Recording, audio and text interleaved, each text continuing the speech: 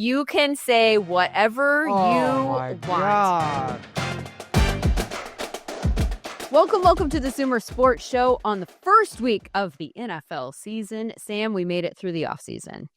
I am so excited for these games. You know, I got ready with a lot of college, and I was able to be in my hometown watching college games, and football just brings people together, Lindsay. We're talking all of a sudden about Garrett Nussmeier and his NFL draft capabilities and how he played against Clemson, and now we get the real NFL games, the top flight talent playing against each other, starting on Thursday, and then 18 beautiful weeks of the National Football League. Beautiful weeks. And you can get ready for the first week by subscribing to following SumerSports on all of the social media channels. We have been pushing out advanced game previews for every single game. Obviously, these are 2024 stats that we're referencing, but they'll give you a pretty rough idea of how the teams match up based on their construction performance from last year. And then you can kind of figure out, like, you know, what you think is likely to happen based on the offseason moves that they've made. And then we'll be pushing these out all year as the year goes on,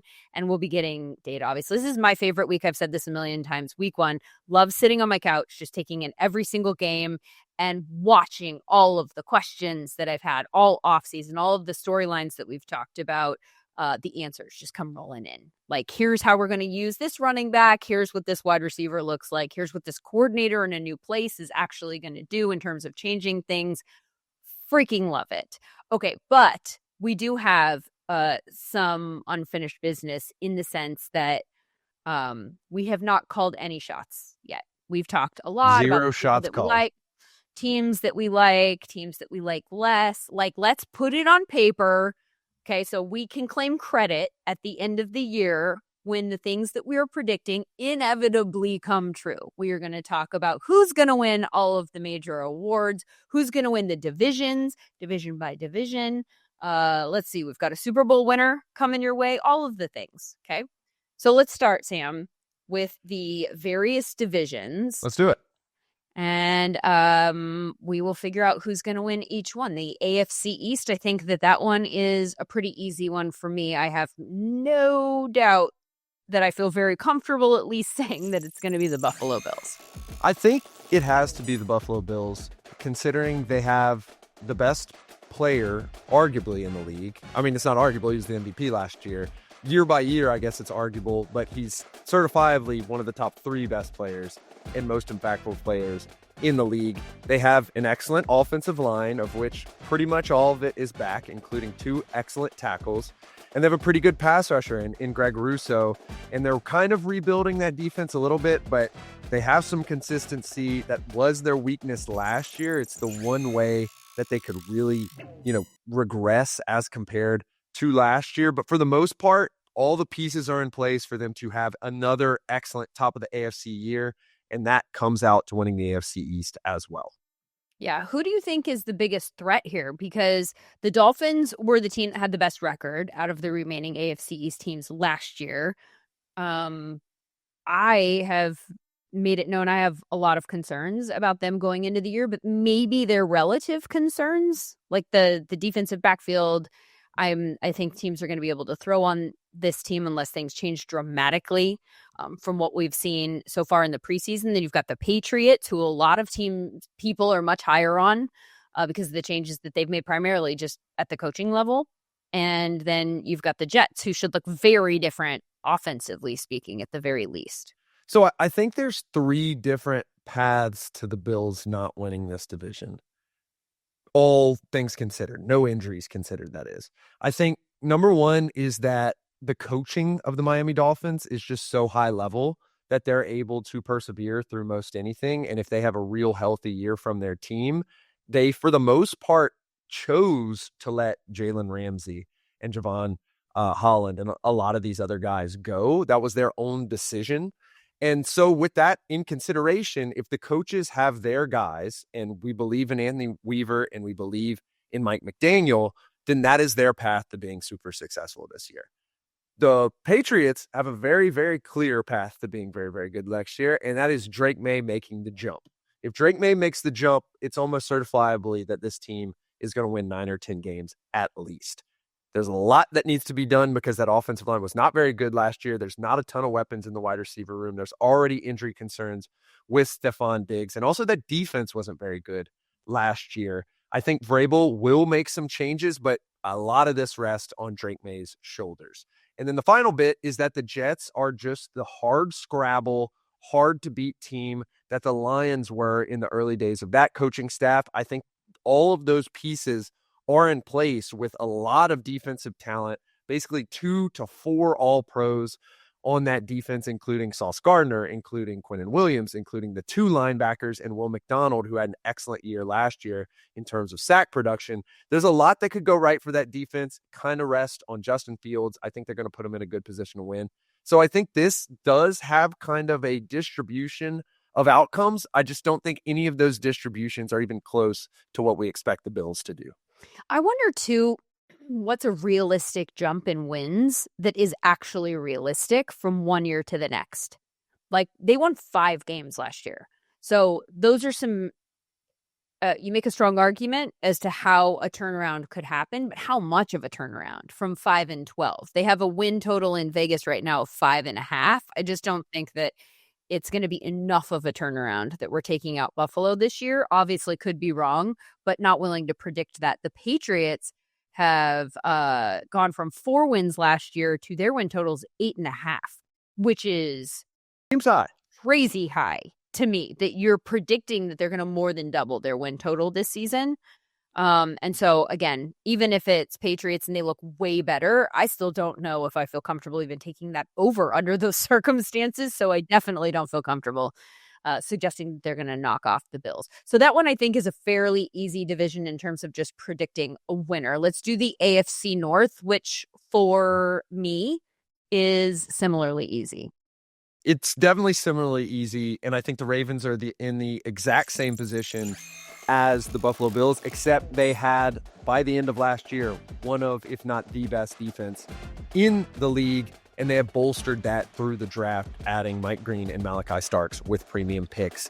I think that this is a defense that is settled to be a top 5 defense in the league, and this is an offense which has, again, the best player in the league if you're looking at the all-pro team at the helm playing quarterback. I think they are the most complete team in the National Football League for the most part, and I think this should be the Ravens' year, and I think that starts with an AFC North victory.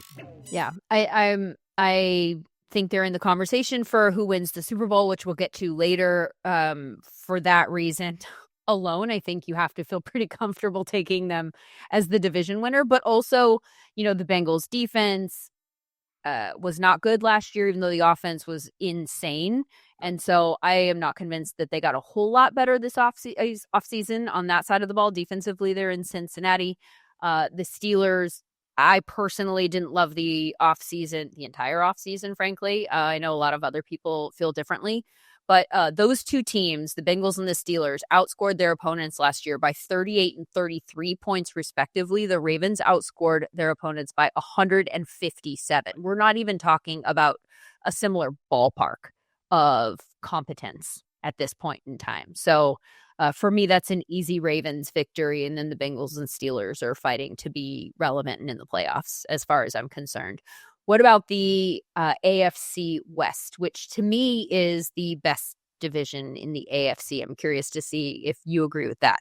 I think the AFC West is the division that on paper is strongest, but if a couple things go wrong, it could end up being a weak division. I still think the Chiefs are just built to win. You have an excellent quarterback. You have made some moves across the offensive line, which seemed to struggle last year. But for the most part, all of the characters are still there. You still have Chris Jones. You still have Trent McDuffie. You have stars at pretty much all 3 levels on defense. And you have excellent coaching. I think it's just difficult to bet against that after seeing it for more than half a decade at this point. But the Broncos, if anyone can do it, it's the Broncos. The only weakness of the Broncos team is really the skill positions and the quarterback position, which is very rare in this league to say that everyone else at pretty much every single other position group could potentially have an all-pro for the Broncos. That's the defensive tackle group, the edge group, the linebacker group, the safety group, the cornerback group, the left tackle, right tackle, guard. Like literally every single element of this team is built to win. And given you have a good head coach in Sean Payton, I expect them to bump over their win total for last year, maybe get in that 12 to 13 win group, and that should try for the division. So while I think the Chiefs still take it, I think the Broncos look great, and it's tough to bet against Justin Herbert and Jim Harbaugh as well. And that's not even considering that they've added another excellent coach in Pete Carroll and another well-respected quarterback in Geno Smith and the Raiders. Yeah, I think you're talking about the Broncos as the clear-cut team there to challenge the Chiefs in this division. I don't think you can write the Chargers out of that conversation. Definitely not. And I think the Broncos and the Chargers are kind of neck and neck. And that's why I think that this is the best division in the AFC, because I agree with you that the Chiefs take the division, but I think that the Broncos and the Chargers are both highly, highly competent and teams that could seemingly really kind of start clicking this season. These are 3 of the top 4 teams in scoring defense in the entire league last year were in this division. The Chargers were number 1 in that category, not the Broncos. Now, I know the Broncos made some sexy moves this offseason in the draft, in particular on the defensive side, but we saw the Chargers preseason. One of the things that I took away from the games that I saw was I love their depth on defense. Like, they had playmakers everywhere, and those weren't their starters that were even doing that.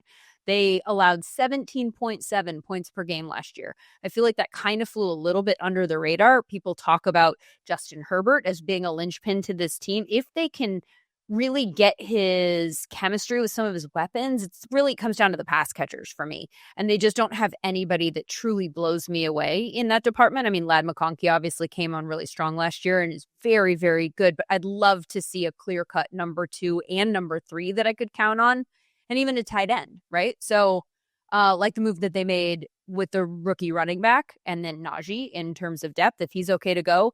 But I think if you're building on that defense and things click with the offense, then I kind of think it's anyone's game in terms of the Chargers, Broncos trying to take down the Chiefs.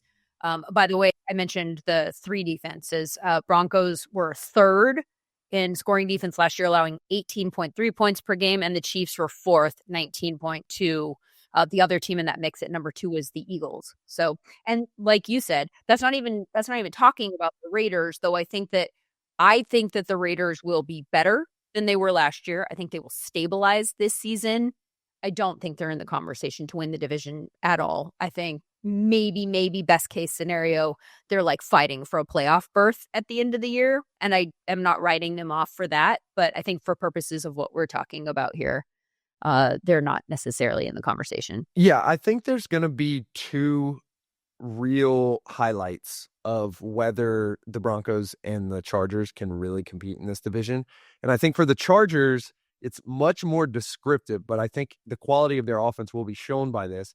If you're starting to see their rushing EPA per play jump into like the top 10, top 7, top 5, that's an indicator that their offensive line, despite losing Rashawn Slater, is probably pretty stable, and that the addition of those 2 running backs may have added at least some explosivity to that offense that we did not see last year. Now, that could also be a signal that Ladd McConkey and Quinn Johnson and the rookie pass catchers that are also there could be opening it up for them. It's not necessarily because of the running backs. I think it's just a good signal through weeks 1, 2, 3, and 4 that offense may be better and may be able to challenge a team like the Chiefs. On the flip side, it's very similar for the Broncos, but in the pass game. If we start seeing their EPA per pass get above average and we start seeing a lot of good metrics on Bo Nix, which despite, him getting votes as someone who may be able to restart a franchise in the Athletic poll, which I think that may have been Sean Payton who voted for him, which,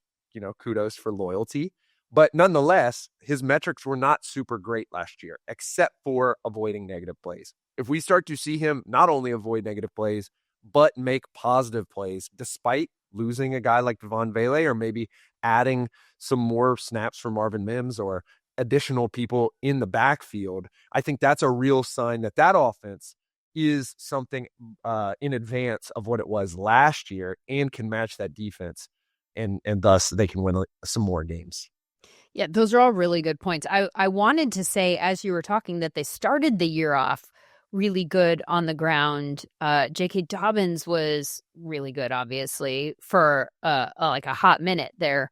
But in terms of their EPA per rush, those numbers weren't as high as I expected. When I go back and I look at just a week by week, in week 1, they ranked 13th in that category. Week 2, they were 18th. And then in week 3, they fell much farther down the list. So, yeah, I think that's a really interesting shout out. And I think Rashawn Slater is, I agree. Like, I want to see how the O-line can perform when you lift that massively important piece out of the mix.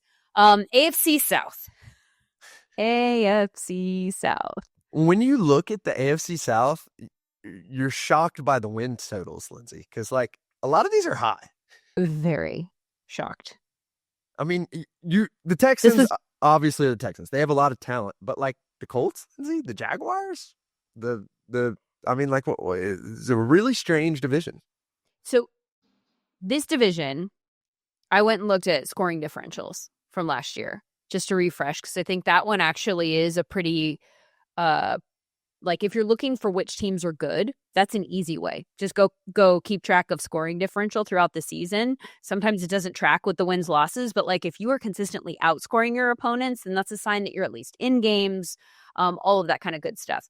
Okay, this division was not good in that category at all. The Texans, who were the division's representative in the playoffs, won 10 games, which is wild considering how bad that offense was.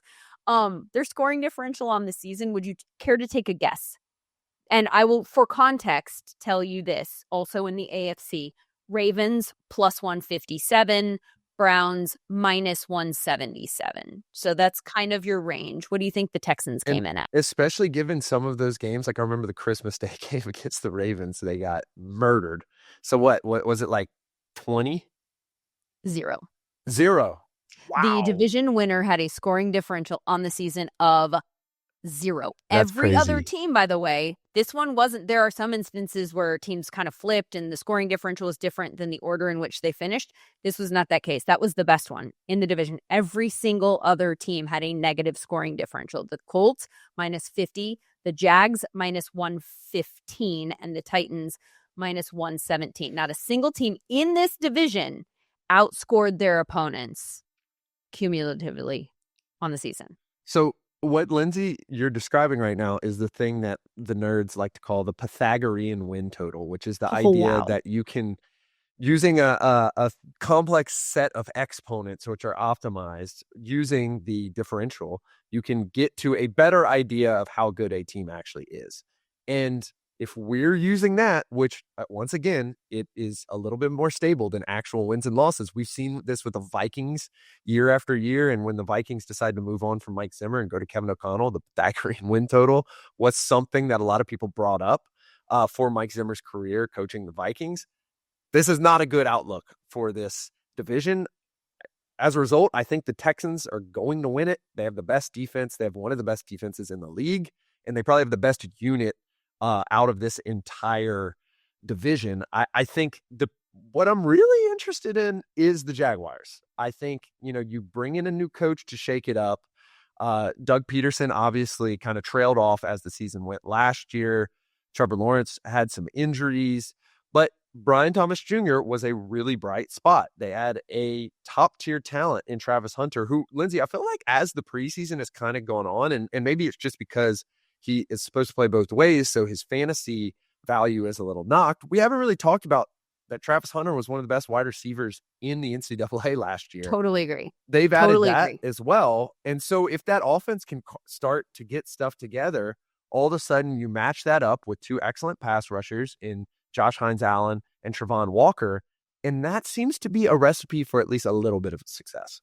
Yeah, I've got the Jaguars coming in second here, the Titans in third, and the Colts in fourth. Which is not necessarily consistent with what the Colts did last year.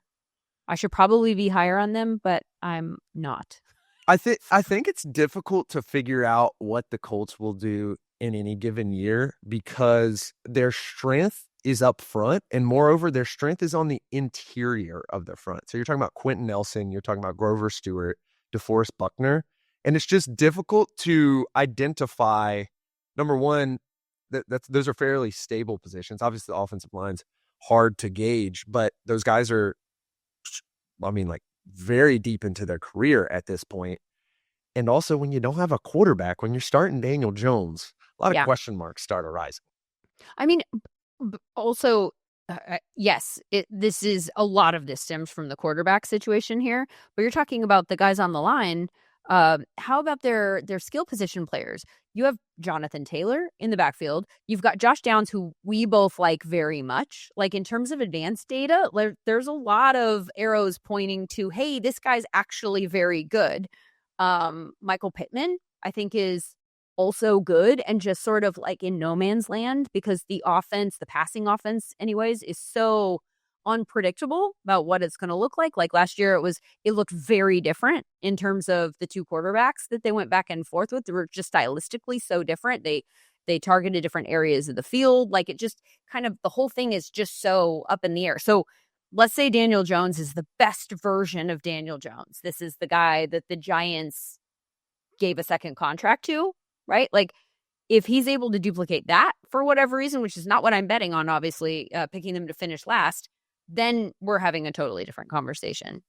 I just, I'm not confident making that prediction. It's very interesting because as you were talking about that, I started to think, okay, well, like we talk about these levels of success and we've talked about the Broncos like this. And so I was like, what did their defense actually look like last year? In terms of BPA per play, they were above average. And in terms of success rate defensively, they were ninth. So if they're able to keep that up, and we've talked about how we kind of like their skill position players and their offensive line, it really comes down to just the quarterback position. So now all of a sudden I'm starting to think maybe I do like the Colts. Like moving them up. This is really kind of shocking me. Maybe I do have them more around like 7-8 wins, I guess. Again, like it's just a weird team. And given that all the hoopla is about the quarterback position, it is easy to get wrapped up in that. The problem is their two quarterbacks right now are the two quarterbacks who have sunk their entire teams. Daniel Jones, who sunk Saquon Barkley, Malik Neighbors, an excellent defensive front at the Giants, and Anthony Richardson, who hasn't been able to get over the hump for that Colts team in the last 2 years. I didn't even mention Tyler Warren. I love, by the way, that my reasons for why they were going to finish last is exactly what turned you around. Yeah, like, I mean, it might be better. I was like, dang, wait, these are a bunch of good points about why they could be good. Oh boy. But then you've got the Titans who, right, like, if Cam is good and, proves to be worthy of the number 1 overall pick, then things change dramatically there also. I mean, the whole division just feels so fluid and unpredictable, right, top to bottom. I do think that the Texans, like, not to belabor this point, but I do think that there is an element potentially of, and I hate the way that this sounds, but addition by subtraction with regards to the offensive coordinator, because there was a lot last year that felt like it just didn't make sense of like how it was all operationally working. And there was certainly a lot of like, how did this happen to CJ Stroud? Like, where did the guy from the year before go? Like, what are we looking at here? And for all the reasons that we were kind of excited about them going into the year last year, I think those should still remain. It's just that we have such a sour taste in our mouth from last season in the offense, but I think they could flip it. I think that they have the pieces. The fact that we were excited about those pieces going into the year last year, I think there's certainly an argument to be made that they could, and that they were able to win 10 games because they're still in this division. They're going to play these other teams that we're talking about that we don't necessarily love. They're going to play them each twice. Okay, so that's the AFC. Let's move over to the NFC and start with the East here. On the one hand, you could say that this one's easy because the Eagles are clearly a class above just about everybody. I was looking, by the way, at Super Bowl odds, and in terms of like both participants, and the Ravens, the lowest odds for the Ravens were when they're facing the Eagles. Ravens-Eagles is the lowest odds for the Ravens. And at Bills-Eagles, lowest odds for the Bills. Chiefs-Eagles, lowest odds for the Chiefs. There are a lot of signs pointing to everyone thinks that the representative out of the NFC is going to be Philadelphia. So it's hard to pick against them, but I do like the Commanders here. I think that this has an argument to be the best division in the NFL next year. Ooh. And I think the reasons why are you have an excellent team. I mean, all around, like you could just pick a position with the Eagles, and then you have an excellent quarterback in Jaden Daniels, who obviously we were talking about CJ Stroud could have the sophomore slump, but they seem to have a good, aggressive head coach who's going to get the most out of his players. The question is really the defense of can they keep up? They weren't really able to keep up last year, and it didn't really make a difference. But they've done pretty much everything to put the pieces in place to take advantage of Jaden Daniels. And then you look at the Cowboys, they trade Micah Parsons, but I think that George Pickens is going to be a real breakout level player this year. And I think, he was a semi-quality wide receiver one. I think we're going to talk about him in the same way that we talk about T. Higgins, in the way that we talk about Devontae Smith this year. And I wonder if they're just Bengals South. And then, I'm a little bit of a homer. Producer Stopsky does love the Giants, but everything kind of makes sense of what the Giants did this year. It seems to be a progression and a plan to win more games. And so I just think these are going to be really competitive teams. And sans the Commanders and the Cowboys, you have two excellent defenses, two excellent offenses. And I think that is a good brew to give people in other divisions trouble, much less each other. I think I disagree with you about the Cowboys. I don't know that I see them being good at all. And I do agree with you that the offense they could be Bengals South. I also just don't know if they are actually, like, the Bengals offense with a bad defense has Joe Burrow and Jamar Chase and T. Higgins, right? Like, I do not feel comfortable putting Dak Prescott, even with CD. Like, so let's say CD is same as Jamar Chase, just can't do the rest of it. But I think the point that you're making is valid, that they could just be throwing it all over the yard. I don't like their backfield. I don't like the running back options. I don't like the moves that they made to purposefully put Javonte Williams and Miles Sanders in the backfield. I don't know. And then obviously the trade of Michael Parsons, as we talked about last week, when that was breaking news and we did an episode on that. I just think that the defense is going to be not great. And so I do think that from a fantasy standpoint, I think Dak got a boost, mentally from me. I think they're going to be throwing a lot because I think they're going to be down. Right. But I think that is sort of related to the fact that I don't think that they're going to be up and winning. Yeah. Their opponents last year scored 22 more touchdowns than they did. The only team whose touchdown differential was worse than the Dallas Cowboys was the Cleveland Browns at -24. The Titans was the same. Yeah, it's a tough go of it, and especially considering if you think that Michael Parsons was truly like a point to a 2-point difference in any given game he was not playing in, it starts to become a rough outlook for this Cowboys defense. They seem to believe that was the way to go. I am worried that this team is going to be 25th or lower in EPA per play allowed. Sam, they got to stop the run. Yeah. I mean, you heard the press conference. They do have to stop the run. That is true. They were terrible stopping the run last year. I just don't know what trading your best player. Tell me real quick, for that. Which game script situation leads to a team running against you? Getting beat, but also just efficiency-wise, they were not good. So it's pick your poison. They may have been getting beat really badly, and then they also may have just sucked at stopping the run. There were both of those things last year. So it's either way, pick your poison. They did need to stop the run. I just don't know what trading Michael Parsons does to help stopping the run. Well, I mean, just the prioritization of stopping the run over stopping the pass.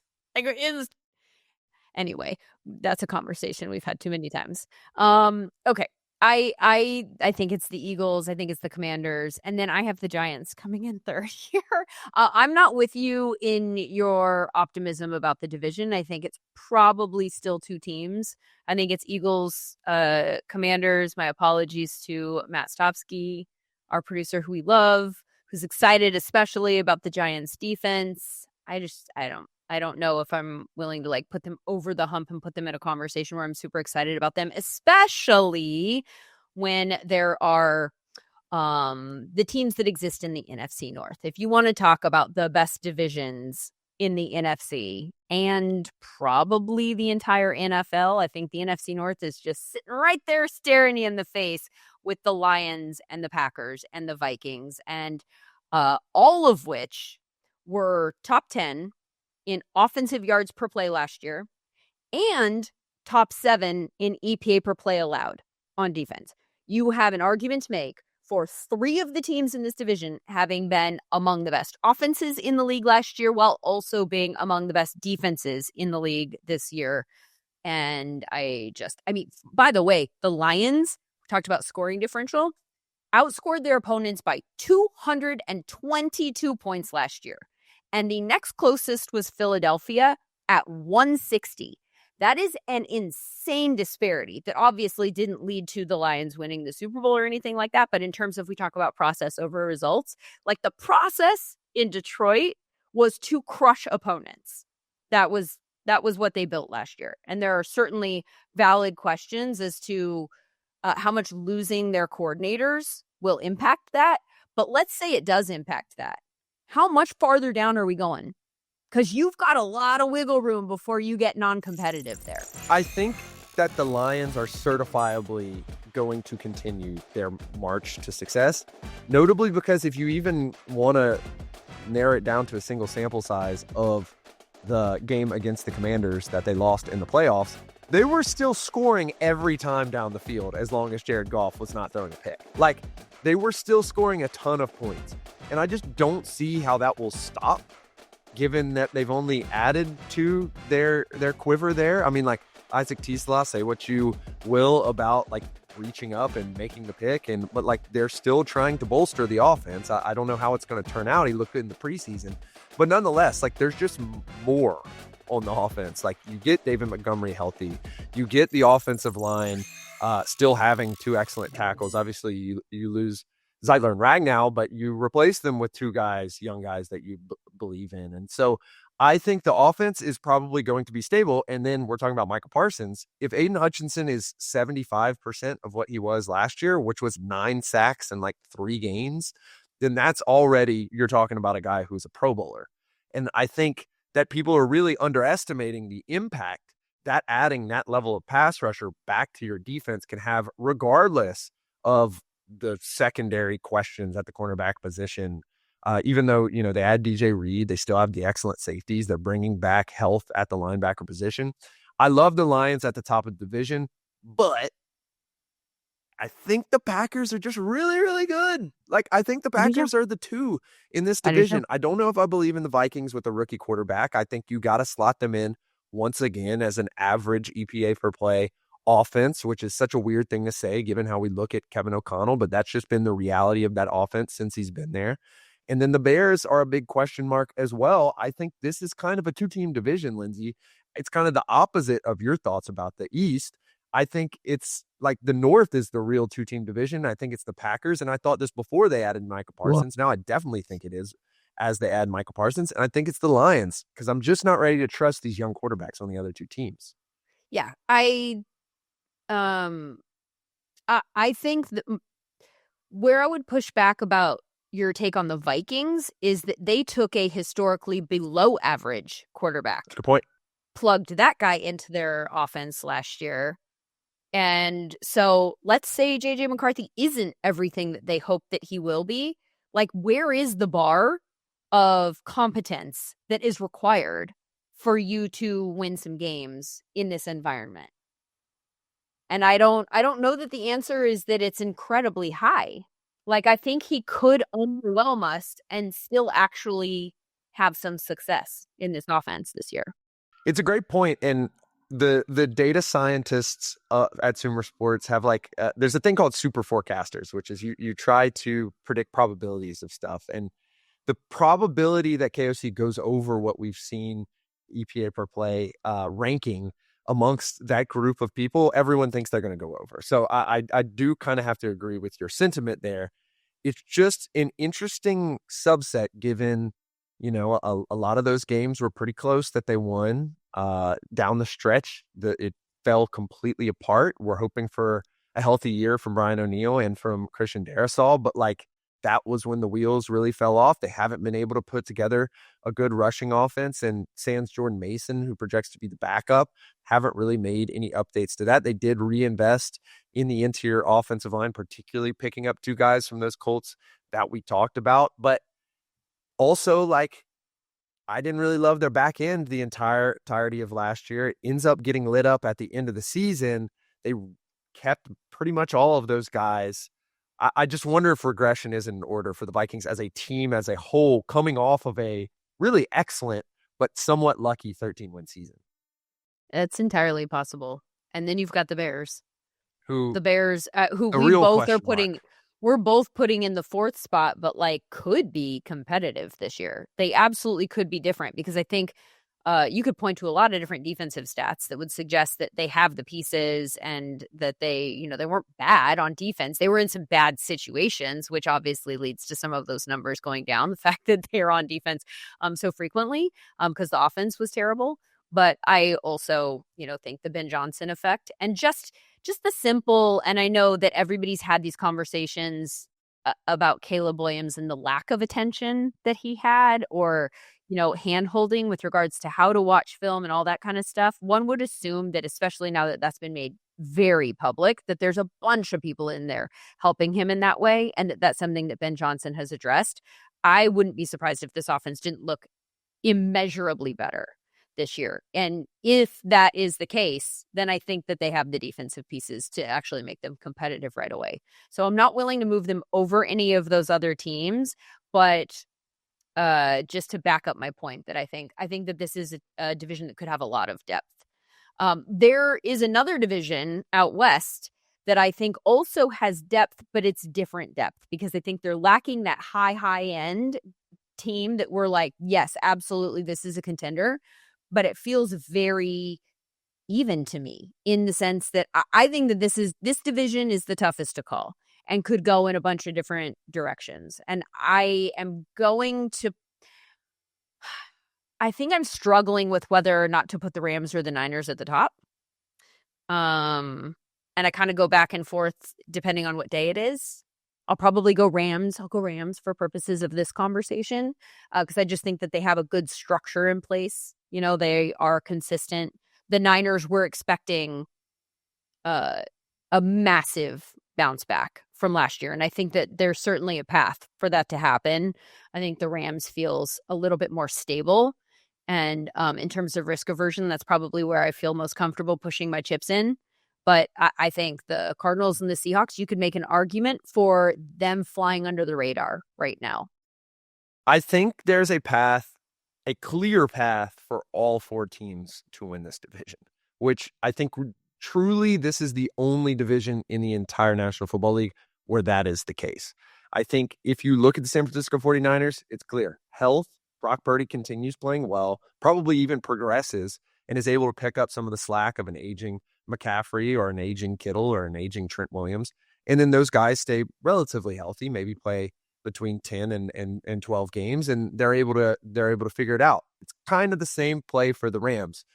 I think there's a little bit more uncertainty with Matt Stafford than there is with Brock Purdy, which is crazy to say. I think the average Matt Stafford game is probably still better than the average Brock Purdy game. I just think there's a chance he doesn't play a lot of games this year. And I think, as always, there's a chance with Puka Nacua. And I think if those two guys go out, the Rams are kind of in a world of hurt, despite the advances they made on their defensive front last year. I think the Seahawks have a chance, as Sean Syed has outlaid on this podcast, to have one of the best defenses in the league. I just have no idea if that offense will be any good. A lot of moving parts, new quarterback, new offensive coordinator, probably going to run the ball a lot.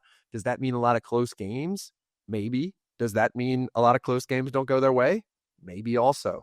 Then you look at the Cardinals, one of the best offenses in the league last year, just got to have it matched on the defensive side of the ball. I don't know if they can do that, but if they do, potentially they could win. I think the first team to 10 wins here wins the division. I think that may happen like week 13 or 14. But nonetheless, I think any of them could potentially be 10-win teams. And I really think any of them are not going to be bad. Like, I don't think we have any 2, 3, 4-win teams in this division by any means. Yeah, to your point about the Seahawks, they won 10 games last year. 10. 10. And they're kind of a little bit like, we've had this conversation about Mike Tomlin and the Steelers being good enough, but never actually contenders. Michael Sean Dugar, who covers the Seahawks for The Athletic, actually described them as competitors, but not contenders, the Seahawks, that they've been like mired in that type of a range for a while now. And I think that that's probably a great way to describe them. They are always competitive. They are never a team that you're actually talking about as a team that's going to go all the way or even in that conversation. And I think that that's true again this year. This will be a year for them to potentially change that narrative, take steps forward, or try to anyway. But I guess the point that I'm starting off with there is that they won 10 games, and where we are, and then you have Sean Syed coming on the show saying that they might be the best defense in the NFL this year. And so where we're expecting this regression is attached to the offensive moves. And I don't know that the offensive moves nerfed this team. I think that to your point about the Dolphins coaches identifying what they want their defensive backfield to look like and saying, okay, if we assume that they're good coaches and they know what they're doing and they made these moves on purpose, then maybe benefit of the doubt, that's the path to this being different than, what we're describing as potentially bad. Same is true for the Seahawks. They specifically identified DK by Lockett by they made these moves on purpose. They didn't lose these people. It wasn't like, oh, crap, we tried so hard and we just weren't able to hold on to them. And what are we going to do now? They made moves on purpose. And so is replacing Geno Smith with Sam Darnold, who is a flawed quarterback potentially, but certainly just proved last year that you can win with him in Minnesota. Is that such a downgrade? I don't know. I don't know that it's a massive downgrade. They went out and they made specific choices with regards to the rest of the offense. I think they're going to run the ball a lot, or at least try to. I think that, going from a 10-win team to making choices on purpose to specifically, one would imagine because their defense was already good, make the offense better, for us to assume that those choices made them actually worse feels like a weird, illogical leap. I think it comes from a fear that they just went to the opposite of what worked what didn't, in quotes, work last year, because last year they had an immensely high pass rate over expected. It was a wide open offense. And Geno was trusted to basically do whatever he wanted to do. Didn't necessarily work out. It worked out to the tune of 10 wins, but it really put the offensive line in a tough situation, the offensive line that most people don't truly believe in. And now it seems like what they're doing is the exact opposite. They're trying to bring on a scheme that is kind of offensive line independent. They're probably going to be the lowest pass rate over expected team in the league. But the true variance here is the rookies. And I think this is the one team where if any one of the rookies stands out, particularly in the passing game, it's going to make a massive, massive difference, whether that is Zabel on the front in regards to the running game and in the passing game, whether that's Torrey Horton, whether that's Elijah Arroyo, whether that's even some guy like Ricky White all the way down the stretch. Like any of those guys, if you can start cobbling together a lot of production from those rookies, I think that is a true jump from a competitor to a contender, even though I struggle to say that a team led by Sam Darnold at this point in his career can truly be a contender. That would be how they move to that level. Yeah, I'm not necessarily ready to project them as being a contender this year, but I think they will at the very least continue to be a competitor. And so that, raises the bar of, I think if they were to win the division, that would probably tell a story of something having gone wrong in LA or San Francisco, and the Seahawks maybe outplaying our expectations. But I think that something has to go wrong in one of those two cities in order for the Seahawks to win this. All of this said, again, I'm going to put you on the spot here and have you guess which of these four teams led this division in scoring differential last year. I guess I'm going to say the Rams because they didn't take any massive losses to my knowledge. They were third. Were the Cardinals number one? Cardinals were number one at plus 21. That makes sense. Nothing crazy, sexy, or anything like that. But Cardinals number one plus 21. Seahawks number two plus 7.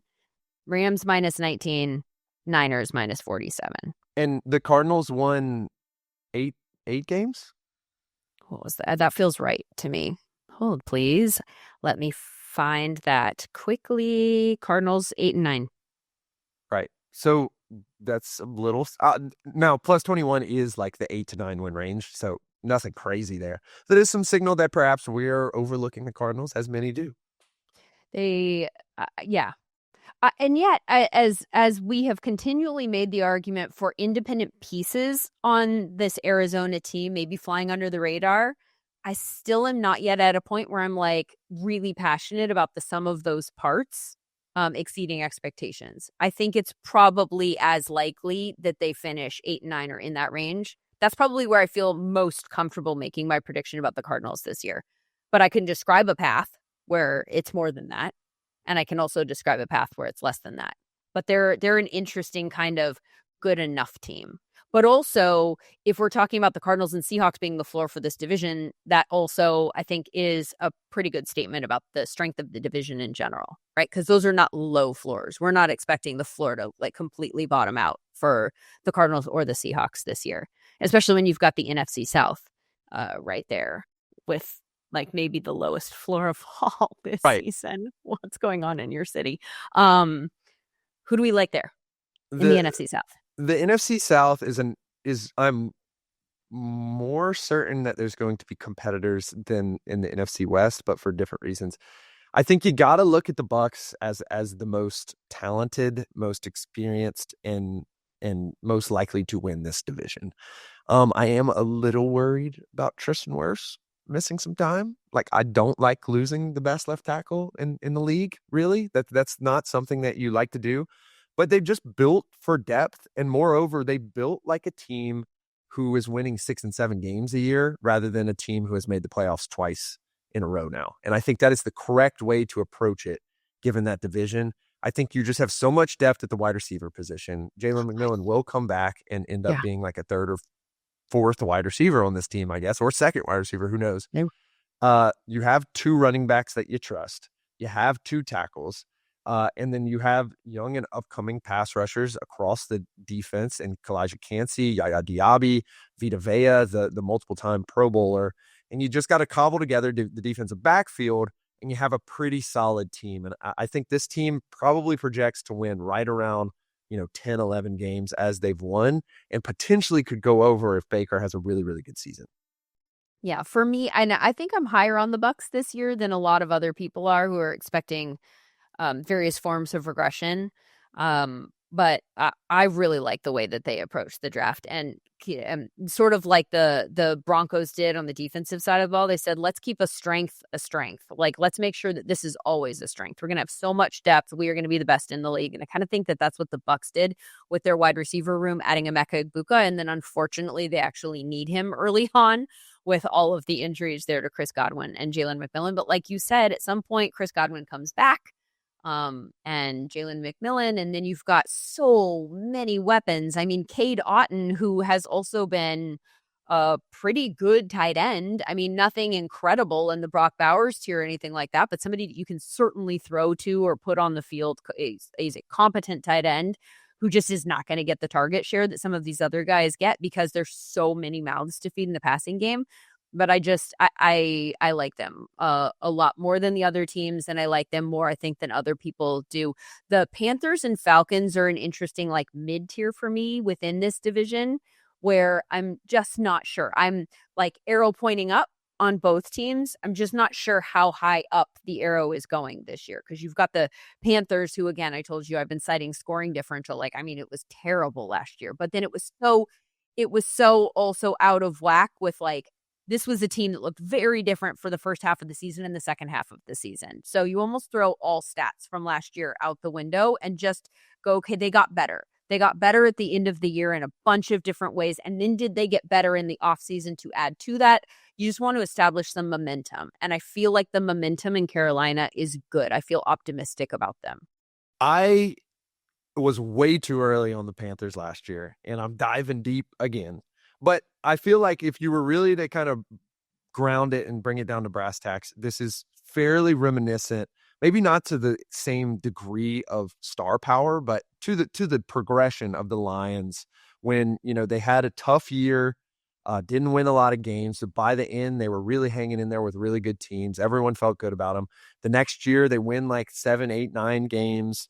They're really putting teams to the test, but one thing or the other doesn't go exactly correct, and they're a step out of the playoffs.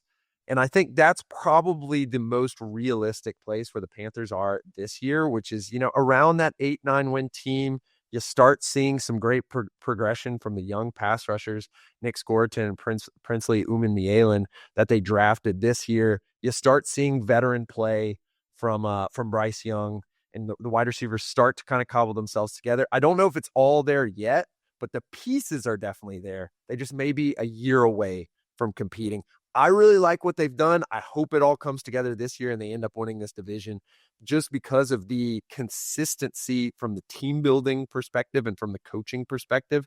I just think that when you're dealing with 21 and 22-year-olds, it's a little difficult to get a high level of consistency, particularly when you're having to face teams that do have a lot of veteran players. And the Saints, for better or worse, are a team like that. The Falcons are a team like that. And now the Bucs are a team like that as well. If you had to predict a team in the NFL that was sub 500 last year that is going to be above 500 this year, right? Who would you feel most comfortable going with? I think there's a lot of teams and there's a lot of explanations, but I'm going to go with the one that I'm the least confident in, but I like the most, and I think it's the best discussion. And we mentioned it a little earlier. I think it's the Giants. Like, they solved the problems that kept them from being the team they were when they made the playoffs. Now, the offensive line is still pretty shaky, but I think that you add in not one, not two, and potentially not even 3 quarterbacks into that room who can kind of get that offensive line together, be a leader as a quarterback. We have seen Russ take sacks. We've seen Jameis turn the ball over. We don't know what we have with Jackson Dart yet. I doubt he'll play this year. But when you have that many options at a position that killed you last year, you have a superstar at wide receiver, and then you have an excellent front seven that last year was extremely good at sack rate. I think that the pieces are there for them to at least crack into the 7-8 win 9 win zone. And I think that's the one that I'm not super confident in, but I really think there's value given that their win total is 5.5. It feels like they can win more than 5.5 games, Lindsay. I agree that they could win more than 5.5 games. I don't know if I'm willing to go all the way up to make them 9 and 8. And the questions that I have, agree. Malik Neighbors is an absolute stud. And I like Tyrone Tracy, and then I like Cam Scattaboo. Like, they've got some pieces on this offense that I really like. It's the rest of the pieces that I just feel a little bit. And I agree the defense could have an opportunity to be pretty darn good. But like Darius Slayton and Wan'Dale Robinson Wan'Dale Robinson is fine as a role player, but I would prefer him, I think, if you had another guy out there. Like if it was, your Jameson Williams or something like that, like somebody else as your wide receiver too, that kind of raised the output of the offense. Like I like the combination of Malik and Wan'Dale in terms of how different they are. Darius Slayton, I don't know that I'm excited about the rest of the wide receiver room. And then Theo Johnson, but like I also don't think that they didn't make a move to bring in a really prolific tight end. And so you're essentially looking at like 2 pieces to the offense that I feel pretty comfortable with. And then you're plugging in Russell Wilson, who's a quarterback that I feel like is an average quarterback at this point in time. Like, I think you got to kind of scheme around his weaknesses to a degree as an offensive coordinator. And so I don't know if all of that put together makes me feel like I'm like, yes, Giants. Well, I guess just to put a line to it. Stopsky is shaking his head. He hates me. He's going to edit this part out. The same road to 10 games, to a 10-win season that the Steelers had last year is exactly mirrored by the Giants this year. You're in a tough division, but you're building it around 2 excellent pass rushers, which whether that's Kevon Thibodeau or whether that's Abdul Carter. We figure Brian Burns, who was one of the best players in pass rush SumerScore last year amongst edge rushers, we figure he'll be that. You have an excellent defensive tackle, Dexter Lawrence, Cam Hayward, and then you add in Russell Wilson. You have one go-to wide receiver in Malik Neighbors. It's like the same kind of formula to 10 games. And I think they can kind of snap up on teams who just aren't ready, aren't good, or aren't young, or aren't veteran teams. I think the Giants can kind of take advantage of them in a way they couldn't last year. Okay. Fair enough. Let's Wait, what about you? Wait, who's your team? Oh yeah, I didn't say one. You're right. I don't actually feel that strongly about any of them, to be honest with you. And I want to call my shot and be like really passionate, but like looking at where teams landed last year and the teams that were even bubble teams, like, okay, so the Cardinals, I think I just made an argument for they were right there on the bubble of being like one more win and they're above 500. And I think that that's certainly possible, but I'm not making a really passionate argument on their behalf because I literally just said I feel like they could turn out to have the exact same record. That's where I actually land on them. I mean, the most obvious is the Niners probably, right? Like at 6-11 last year, that feels anomalous and explainable in a lot of different ways. And so, but that also feels a little bit like a cop-out too. I don't know. I wasn't finding one where I was like, I'm going to call my shot and I feel passionately about this. I mean, a lot of people obviously are putting the Patriots there. I don't think we're, as I said earlier, I don't think we're moving up enough to actually flip it this season. So I guess my answer would be the Niners and then the Cardinals, probably in that order. Going back to my point about the NFC West just being the toughest to call, like in the most just, meshed together. I think it's interesting because you look at last year and you really look at a couple years back, and there's typically been like 4 or 5 teams that we could pretty much guarantee we're not going to be good. I mean, last year it was the Patriots, the Giants, Raiders, Panthers, Titans. Like no one felt like those teams are going to win games.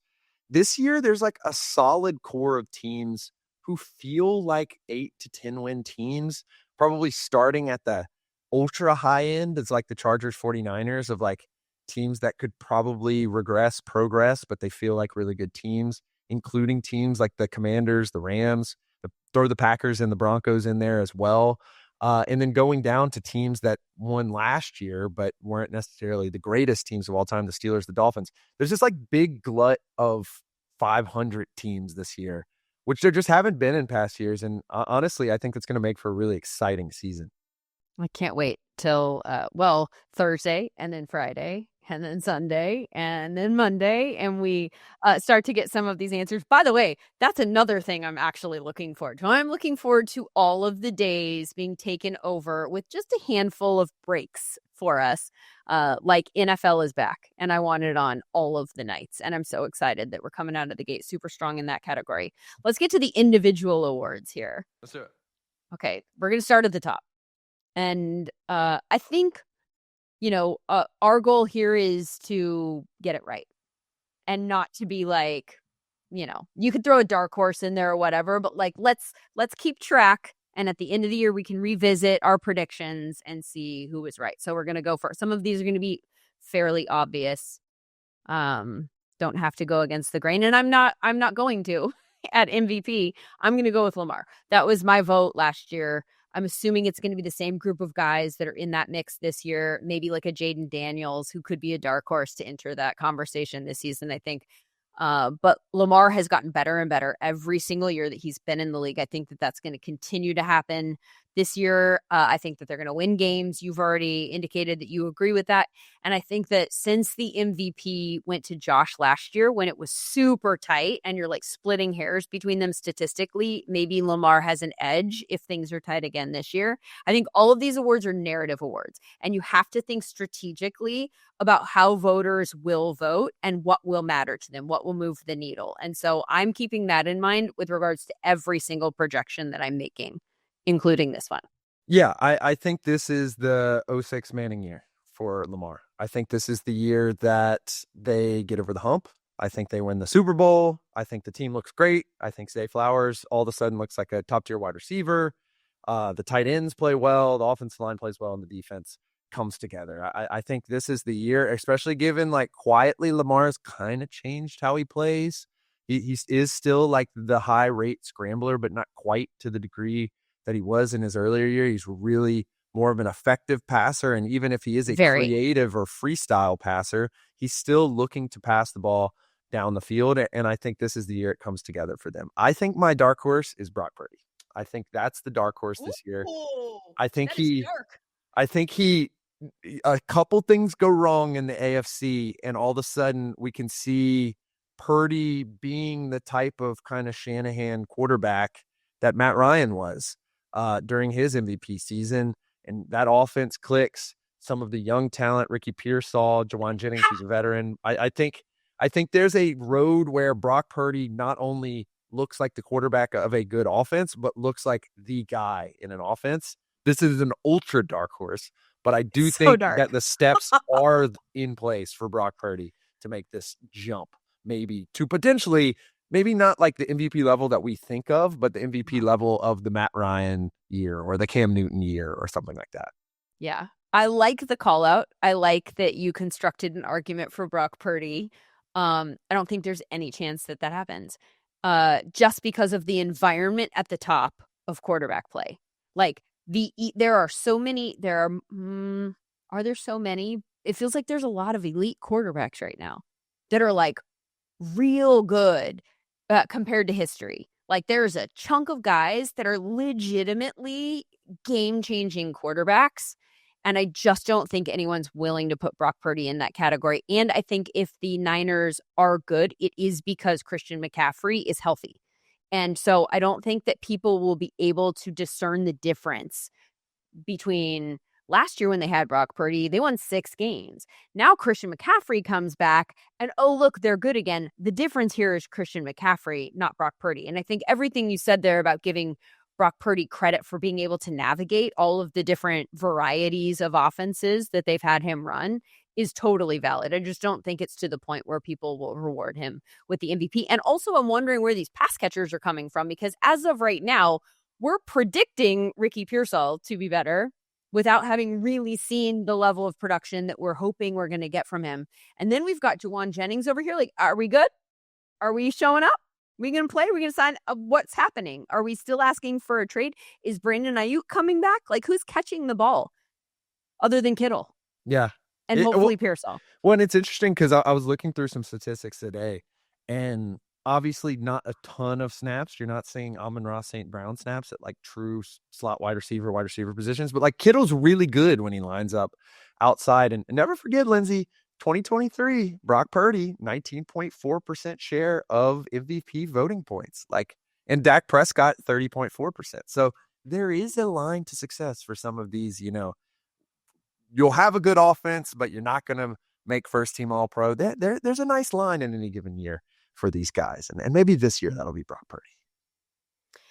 How about offensive player of the year? So I think this one is going to be Jahmyr Gibbs. I think now that Ben Johnson has left, it opens up the narrative. As you said, it's a narrative award. It opens up the narrative that these players are just really, really good. And I think this becomes the year where it's not necessarily a 2-horse stable. It will be a 2-horse stable with Dave Montgomery, but I think it'll be abundantly clear that Jahmyr Gibbs is the guy. And he is the guy who makes this whole offense work. He's the guy that people game plan for. He's one of the most efficient runners in the league. He's excellent in the passing game. There's been news that they've kind of been moving him into the slot position as that Saints staff did with Kamara years ago. And I think this is the year where Jahmyr Gibbs, maybe in the aggregate, is getting like 2,000 plus yards. And all of a sudden he's the offensive player of the year for a Lions team that has gone through a lot of adversity. And a lot of other people, including Jared Goff, including Ben Johnson, have received credit. I think this is the year Jahmyr Gibbs gets credit. I could see that happening. I like that pick. I want to point out, I think it's notable here that the markets in Las Vegas are not predicting the Saquon regression that many fantasy analysts are. He is the favorite to win this award at plus 650. Chase is plus 800, Gibbs is plus 1,300, and Bijan is 1,500, which from a fantasy standpoint and just a basic, let's step back and try and predict what's going to happen with regards to Saquon. We're apparently all over the map here, right? Because there are some people that are like, whoa, no one's ever rushed for 2,000 yards and then been even remotely good the next year. Like, right. So like there's a lot of people are all over the map where Saquon is concerned. That said, while I am predicting a very good season for Saquon, I think it's reasonable to expect his numbers to come down just a bit from last year. And if that happens, I think that people will compare this year to the standard that he set last year and give it to someone else, right? Like they'll be comparing his like, well, he didn't even do as good as he did last year. So let's look at other people. I think down the list, CeeDee Lamb is a fairly interesting choice.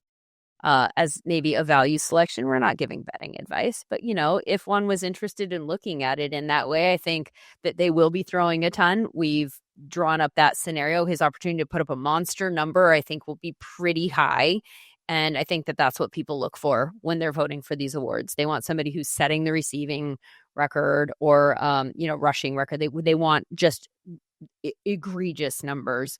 That said, I do think that the same is still true for Ja'Marr Chase. They didn't make a ton of moves on defense this offseason, so it stands to reason that their pass rate might remain as high as it was last year, close to it, second highest in the league. That's a recipe for success for Chase winning this award, in my opinion, as is the fact that he didn't win last year, won the Triple Crown, didn't get a single first-place vote. If he has another year like that, voters will consider the consistency, and I think that they will award it. My choice for Offensive Player of the Year is Ja'Marr Chase. I think that's a great one. And I think if you look at Offensive Player of the Year winners, it's definitely safer to go with a wide receiver preseason. You look at Saquon, I don't think anyone really would have been like, that's the Offensive Player of the Year. I think McCaffrey in 23 was one that people really considered. Then you got to go back to 2020, Derrick Henry. And then you're talking about guys like Todd Gurley, DeMarco Murray, which I remember the DeMarco Murray year. No one Murray. Yeah, no one would have thought that he was going to win going into the year. Yeah, exactly. That one. And so I think my dark horse is if you're looking at wide receivers who seem as if their target share is going to explode and they are maximally efficient, like in 22 Justin Jefferson was, in 21 Cooper Kupp was, in 2019 Michael Thomas was, I think that can kind of build a case for Brian Thomas Jr. being the Offensive Player of the Year.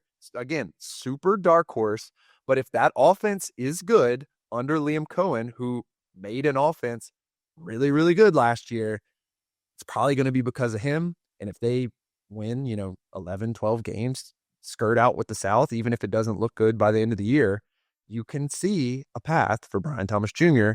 to win the Offensive Player of the Year in his second year. Would it not be, again, going back to the narrative, if they were much better offensively this year, wouldn't people credit that to Travis Hunter? It's an excellent point. He's the new addition. But in 22, you could have credited it to KOC, and it was Justin Jefferson. So, all right. So those are our Offensive Player of the Year candidates. Defensive Player of the Year, I kind of hate going with the odds-on favorite. But I think that Michael Parsons will win it for a number of reasons. One, plugging him into this defense will lead to increased counting stat numbers. And this is a guy who already has good counting stat numbers, has historically. We've got 12 sacks last year in 13 games. The sack leader for the NFL was Trey Hendrickson, who had 17 and a half in 17 games. There is no doubt for me that Parsons being the sack leader in this defense in Green Bay is in the cards. And we know that voters prioritize stats like that one.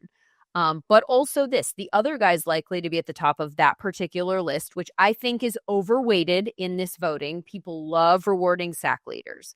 Hendrickson, Garrett, TJ Watt.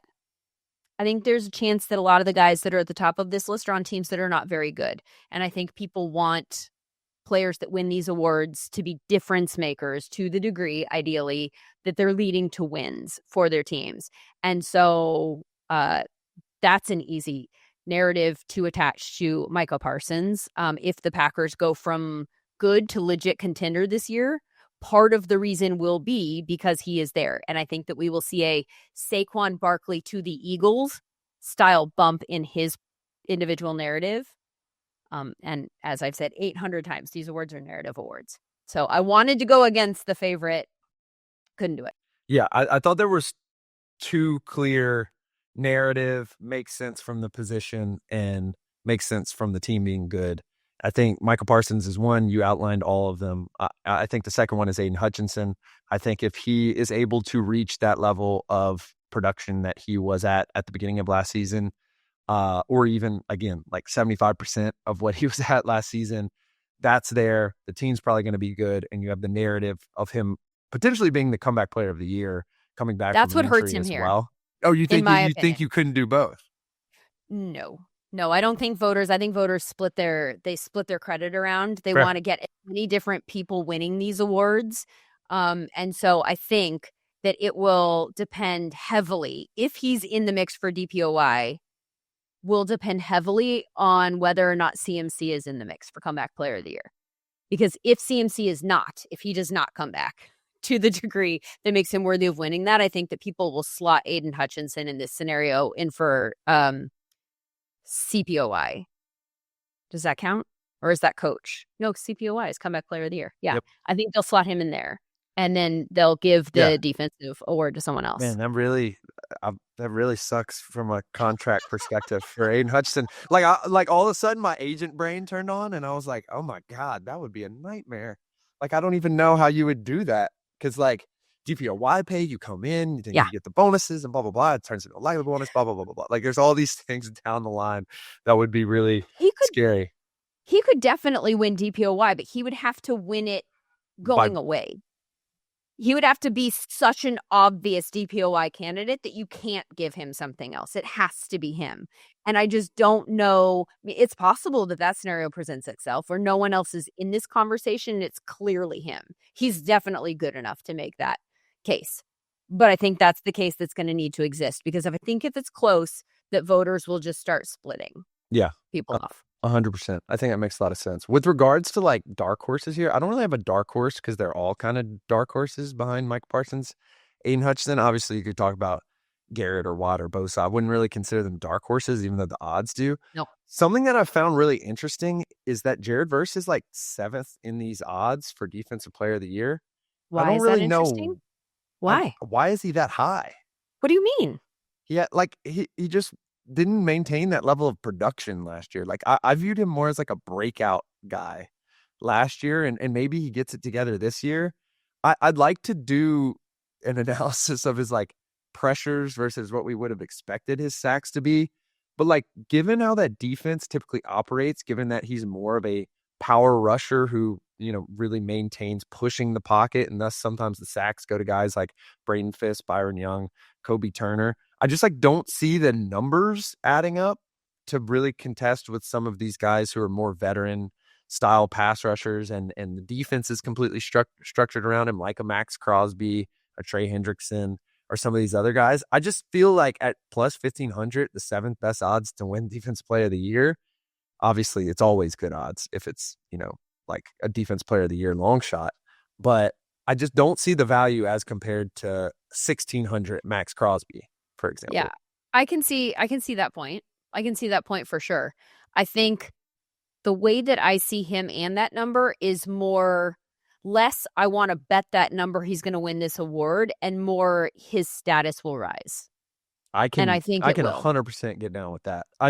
This was a very nerdy betting thing that I was like, 7th best odds. Like, wow, that seems really high. That you might be right. You might be right. Offensive Rookie of the Year. Let's get to the rooks. Ooh, okay. So this one is tough, and it really puts in perspective, I think, the hold that fantasy has on us. Because, like, what was this? This was the meat and potatoes draft. Like, it could totally be that there is a legit rookie all-pro. Didn't even consider that. Literally didn't even consider, like, some tackle or... Oh, that's so funny. Legitimately, the Seahawks could have the best rushing offense in the league. And Gray's Abel could make the all-pro team as a rookie, and he ain't winning this award. 100% no. There's no chance. And that's a very good point. I'm like, the first step I went to try to consider this award was to, like, go to the draft. I'm like, oh, Will Campbell's good. Like, oh, that could make sense. And then I'm like, wait, hold up. That doesn't make any sense. Like, this is a fantasy award, basically. So I have to stick with the number one pick, Cam Ward. I think if this offense is even a semblance of good, which they do have a pretty decent compilation of offensive linemen from several different spots, which is more to say than most teams. If that kind of pieces itself together, I think Cam Ward probably does walk away with this award. I'm also interested in Tedero McMillan. I think if the Panthers offense makes a jump and Bryce Young looks really good, a lot of that credit could go to Tedero McMillan. I just think there's way too many running backs in the top of this in the top of these odds. It's just so hard to predict those running backs that, like, I just don't know if Marion Hampton's going to get enough carries to be a top tier guy. It's kind of similar with Trevion Henderson, RJ Harvey. I think really the only one, if you're looking to bet a running back, would be Ashton Genty. And I just don't know if he's going to produce at the level of some of these top tier running backs that we really kind of highlight. Same. If you want to win these awards, again, narrative, I keep banging that drum, but also or insane stats, right? And while I think Ashton Genty is going to be incredible, I'm worried about his ability as a running back to post really impressive numbers on a team that the market doesn't think is going to win that many games. The Raiders have a win total of 6.5 games. There are only 5 teams with lower win totals than that. And while I can absolutely, as I've stated already, get on board with them overplaying that hand, the question is how much more? And if they lose more than they win, how much are they able to run the ball?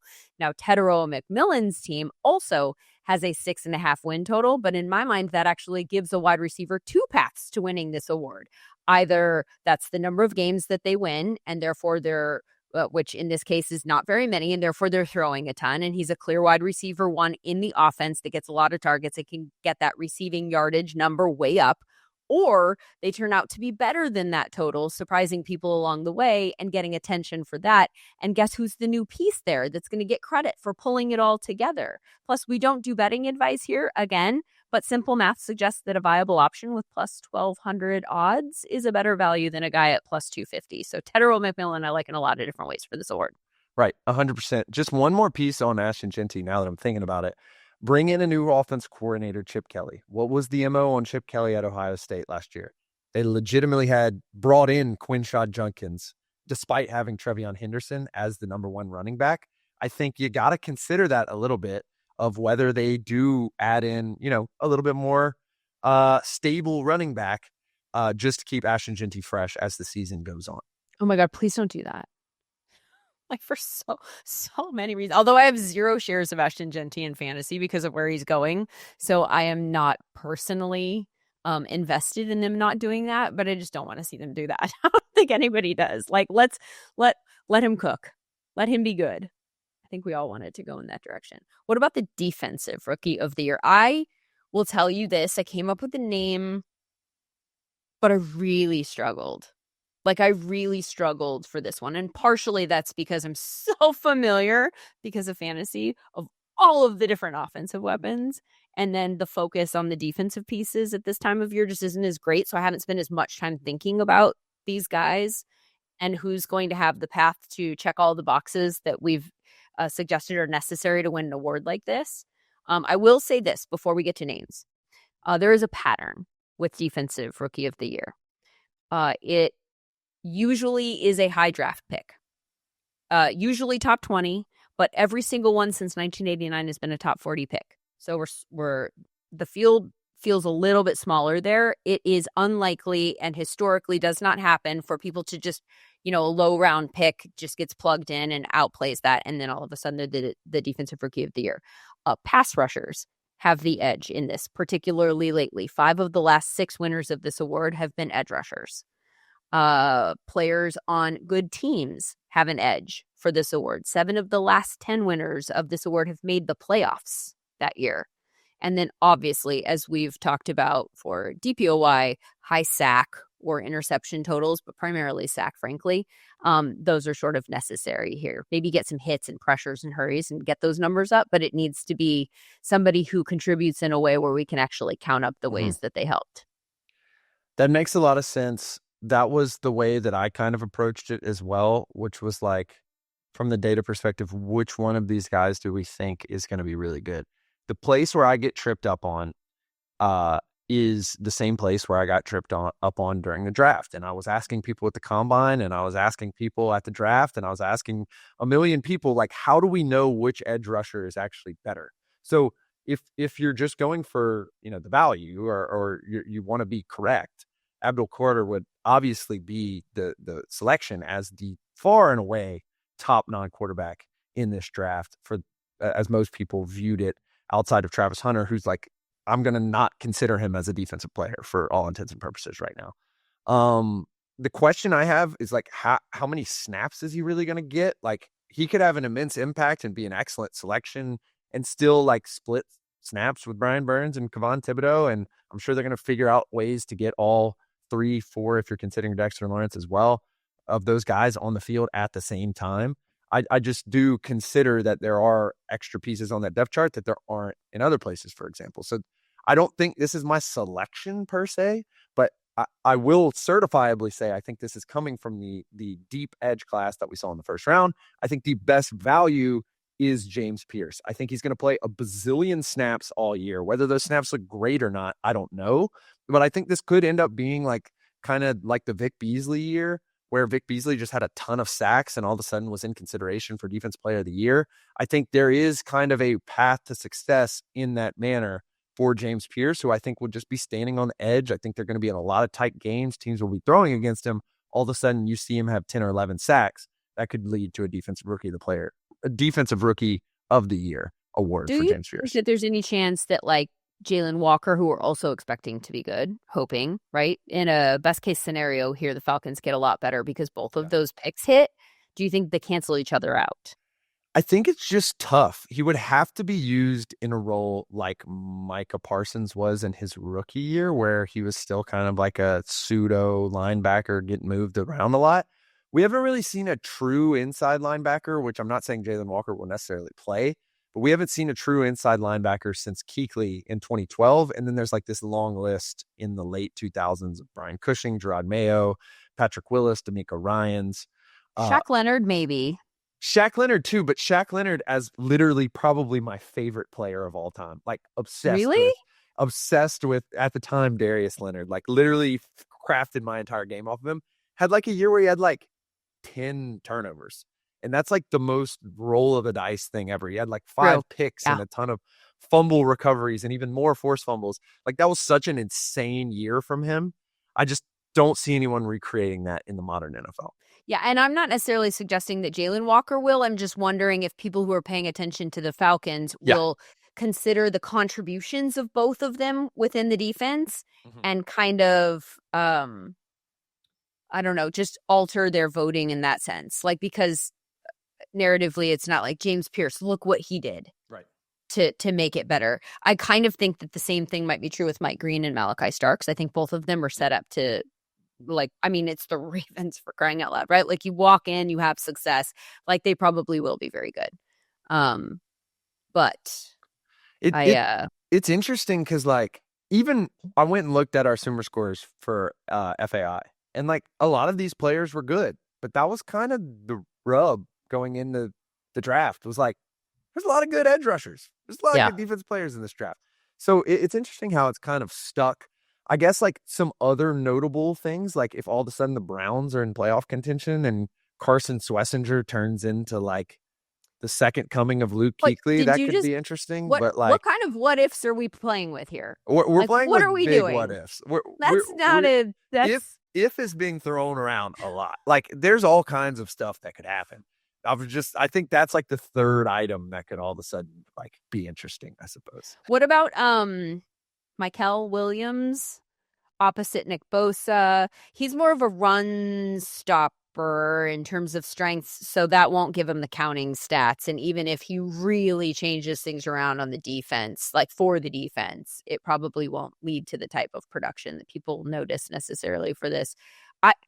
Will Johnson's another one that I think is interesting. We talked about the Cardinals maybe being a little bit underrated. If they are a team that some of the parts actually does come together this year and they do get a lot better, then you could point to, I think they've got a lot of really interesting pieces, frankly, in their defensive backfield. I just wonder if they got better enough with regards to their pass rush that the numbers will be there, right? Like you can only cover for so long. And I don't know. So I kind of like him. I like the spot for him. All of this is to say that for me, it just goes back to Abdul Carter. And I tried so hard. To go in a different direction. But I just feel like because of all of the different kind of potential knocks that I've suggested that might disincentivize somebody from voting for any of these other people, I think Abdul Carter, he's in an environment where there are enough good defensive pieces that he probably will be freed up to actually get a high sack total. His pass rush numbers will probably be pretty good because you can't just block him.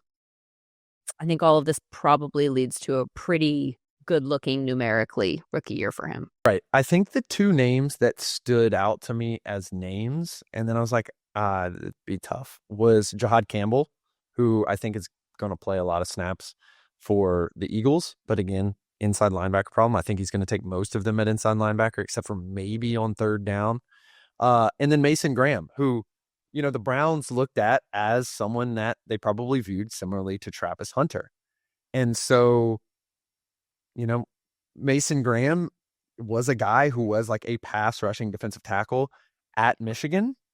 And so you got to ask yourself, like, if everyone's focused on Myles Garrett, he could get a pretty high sack total. That's but the true. problem is, if everybody's focused on Myles Garrett, then everyone's focused on Myles Garrett. So that may be a case for Myles Garrett to win the Defensive Player of the Year, not necessarily for Mason Graham to win the Defensive Rookie of the Year. Yeah, and then also, like, how many wins are we going to get to there? Right, exactly. Are we gonna have a Trey Hendrickson or Myles Garrett style year where you're like, we're so good and it doesn't matter because It doesn't move the win-loss needle. Okay, those are all the awards that we're gonna do here. Do you have any names that you're not plugging in here for any of these awards, but you think, like, let's say somebody's going to be like an all-pro for the first time, like somebody who bursts onto the scene in terms of these conversations? Yeah, I mean, we can talk about Edge Cooper. I was going to pick Edge Cooper as my dark horse Defensive Player of the Year, and then Jerry Jones had to go and ruin that for me. Well, he's becoming a little bit of like a mascot for the podcast. Like, his name's come up quite a bit. And it's come up from multiple people because he's really good. It's just like, now it's like, duh, he's going to be really good. He has Michael Parsons on his team. And so, like, I'm dreaming, Lindsay, of Sunday coming and a big third down. And I just see Edgerrin Cooper and Michael Parsons lined up in a 2-point stance in like the B gaps. And man, it's going to be beautiful.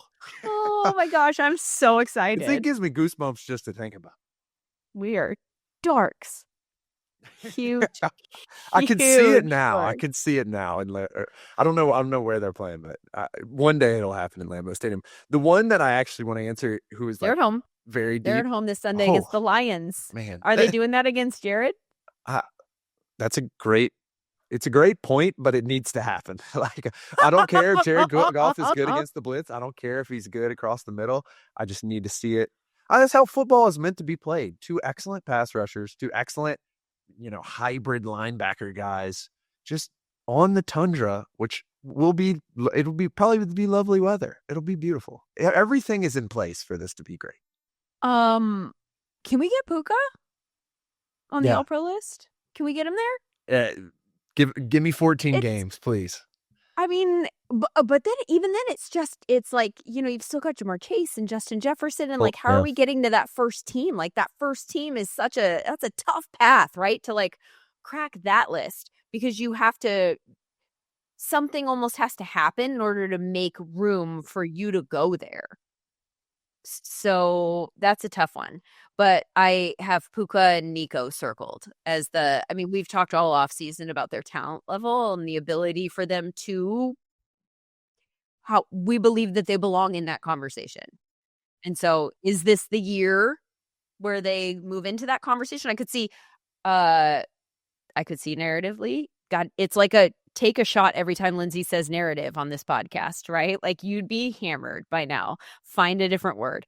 But I think in terms of the story behind Puka Nacua, if you got rid of Cooper Kupp and he becomes the clear wide receiver one there. Although, I mean, you're adding Devontae Adams, but like I think now we have a 1-2 or a 1A, 1B where the 1A is Puka now, and that's clear. And I don't know that that's been as obvious. It's been like same Cooper Kupp and Puka Nacua, and I think he's obviously the guy there now. And so maybe if things remain the same, he gets a little bit more credit for the things that he does. Right. I agree. I think to that exact point of the 1A, 1B, rather going to more of like a 1-1, just to go like a deep in back, I wanted to pick an offensive lineman for this because like To it. I think that Luke Gedeke, the right tackle for the Buccaneers, especially given Tristan Wirfs is out for the first couple weeks, if we see no fall off from Bucky Irving, we see no fall off from Baker Mayfield, it's going to be a situation much like it was with Jason Peters and Lane Johnson, and then Lane Johnson and Jordan Mailata, where it's just like, okay, these are two of the better tackles. The problem for that is they have to be better than Lane Johnson and Jordan Mailata, which is very difficult. So, you know, I'd love to see him make an all-pro team. I think it's going to be hard just because of the level of tackle talent in the NFC, particularly with the Lions and with Eagles. But I wanted to give a shout out because I think if the Buccaneers offense is really good, despite losing Tristan Wirfs, I think a lot of that credit could go to Luke Gedeke, who was excellent last year. I love the O-line love. Yay! That also strengthens every argument I've made all offseason about the Buccaneers. Let's do a Super Bowl prediction here.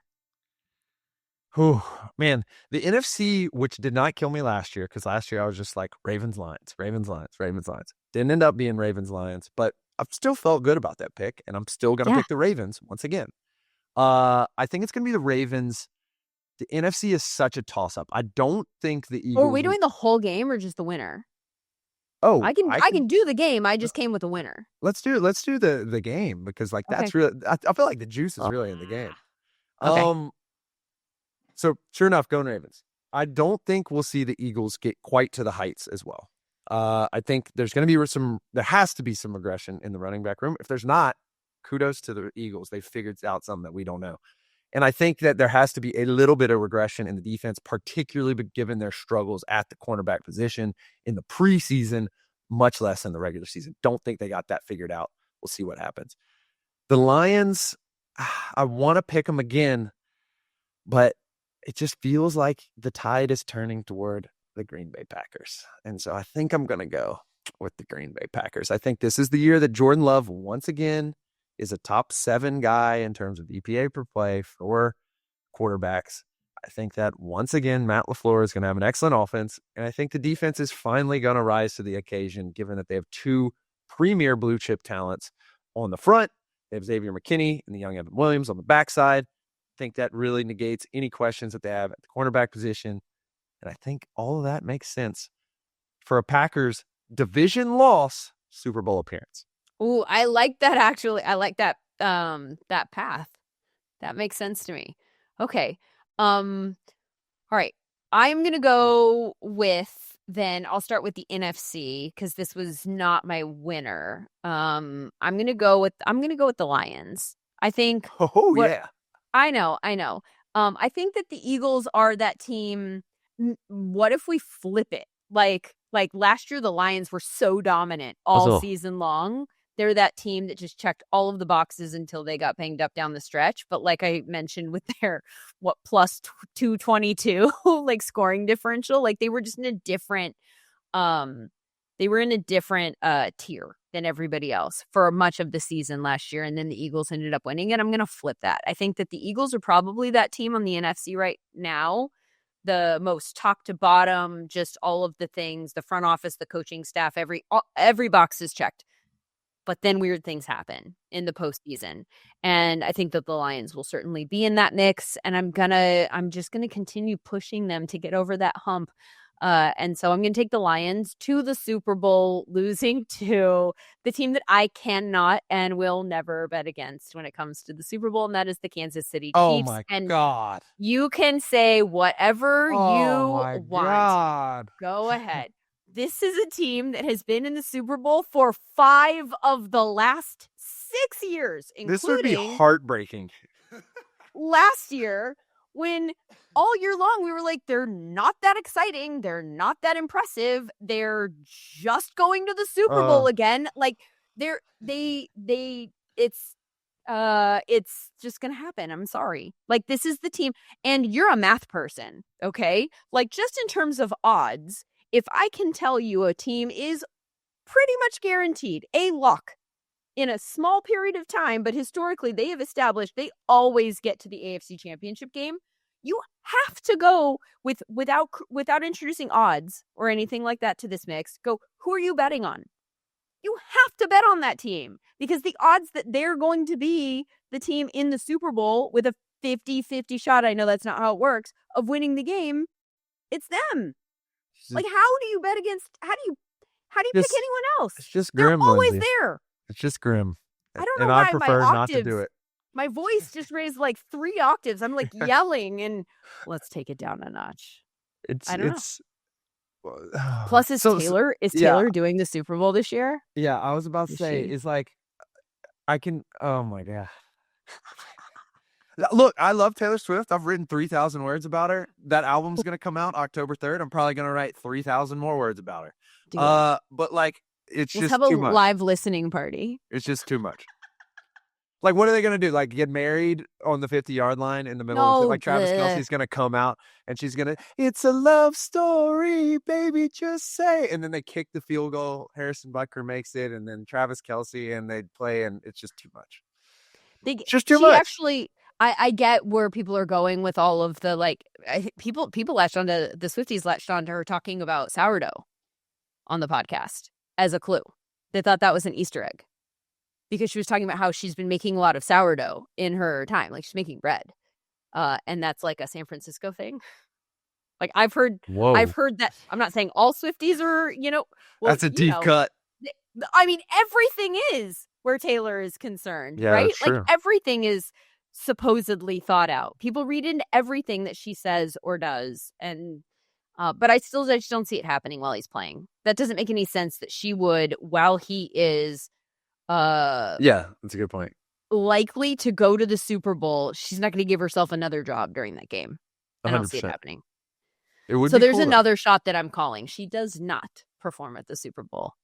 Are there odds on that? Can we get some odds on that? What is that like? Like, I guess that'd be minus like 450 if I had to make you a market. We got to throw that up on Polymarket, Lindsay.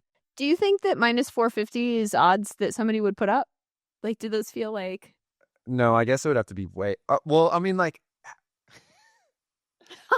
how many? It's like, okay, how many people could play the Super Bowl? Okay, well, Kendrick Lamar has already done it. Rihanna has already done it. Drake's not going to do it. So it's like, we're really cutting it down to like Taylor Swift. I don't really know. I wonder if there are actually odds for this. I'd like to. I'd be, as a data person, I'd be very intrigued by how they got to these numbers. We're gonna go look that up, and then we'll tweet out the odds. Because I too am interested in that. My guess is that they are offshore odds and not at all legal. Very far offshore. As our most odds with regards to the halftime show. But whatever the odds are for Taylor Swift, if there's a way to bet against her being the performer, those are the odds that I want. That's what I want to do. All right, this has been fun. And so we will clip this entire thing. Stopsky's going to write down all of our answers, and then we're going to revisit this at the end of the year and see who had the most right answers. And I can't wait until the answers start coming. Thursday, Friday, Sunday, Monday, and we'll be back again next week to sort of figure out, I guess, all of the things that we've seen that we think are notable. To talk about the games. Thanks for being with us.